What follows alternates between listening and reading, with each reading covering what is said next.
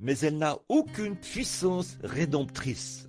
La loi nous a seulement montré que nous sommes des pécheurs et elle nous a condamnés. Voilà à quoi sert la loi. Elle sert à porter la condamnation ou à vous montrer où se trouve votre erreur. Donc la loi en elle-même ne pouvait pas sauver. Elle ne pouvait qu'engager des poursuites. Et Dieu, étant saint et juste, il devait engager une poursuite.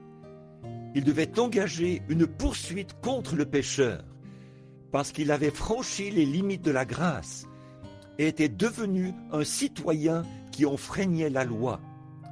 Alors, il devait en subir les conséquences. Toute loi a une sanction. En effet, la sanction d'avoir transgressé la loi de Dieu, c'est la mort. Et cela devait semer la mort dans la race humaine. Et toute la race humaine est sous la sanction de cette loi. Maintenant, quand Adam et Ève ont péché, il n'y avait aucun moyen, aucun remède pour qu'ils puissent revenir dans la présence de Dieu, sauf si ce péché était réglé. Et aucun homme ne peut commettre un péché, quel qu'il soit, peu importe combien le péché est petit ou combien il est grand. Ce péché-là doit être réglé avant que celui qui l'a commis puisse revenir dans la présence du Dieu saint. C'est pourquoi, lorsque Adam et Ève ont péché et ont transgressé la loi, ils ont été assujettis à la mort. Et la loi devait être exécutée. C'est pourquoi cela a assujetti toute la race humaine à la peine de mort. Maintenant, si nous pouvons seulement nous arrêter quelques instants là, dans notre pensée, et regarder ce grand tableau, et nous rappeler que chaque personne ici est incluse là-dedans.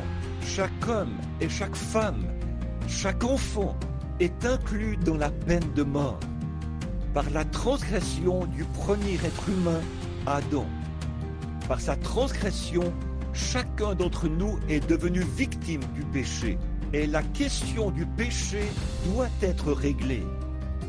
Et alors Dieu, dans sa grande infinité et son grand amour, la loi servait à séparer le pécheur de son Créateur, afin qu'il soit anéanti, totalement anéanti.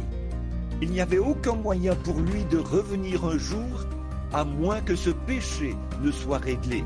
Et il serait alors très facile de croire à l'anéantissement total d'un pécheur à la fin, car il est complètement à jamais séparé de la présence de Dieu. Maintenant, remarquez ce péché.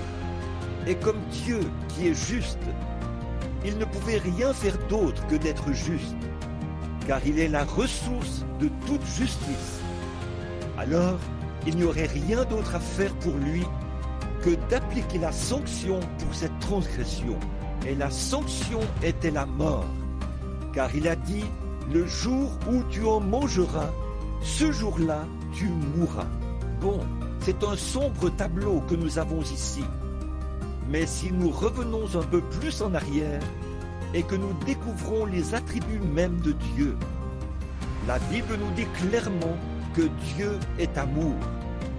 Mais par contre, du fait qu'il est amour, il doit être juste. Ainsi, l'amour ne signifie pas seulement une chose que l'on peut chouchouter et prendre à la légère. L'amour est la justice de Dieu. Ainsi, quand Dieu a vu que ses enfants avaient transgressé sa loi et qu'ils devaient subir la mort, alors l'amour souverain est intervenu pour pourvoir de moyens, car Dieu a vu que ses enfants devaient être absolument, totalement anéantis de devant sa face.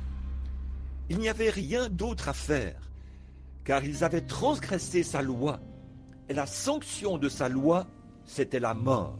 Et alors, l'amour de Dieu s'est élancé pour ses sujets. Et quand l'amour divin est projeté, la grâce souveraine produit l'objet de l'amour. Et Dieu, par prescience, comme il aimait tellement sa race, il a fait mourir un substitut dans le jardin d'Éden, puisqu'il y avait une sanction, c'est-à-dire qu'il s'est servi d'un substitut. Il a pris une petite créature innocente, un petit agneau qui ne connaissait pas le péché. Cela a servi de substitut qui a été utilisé et est mort à la place du pécheur coupable.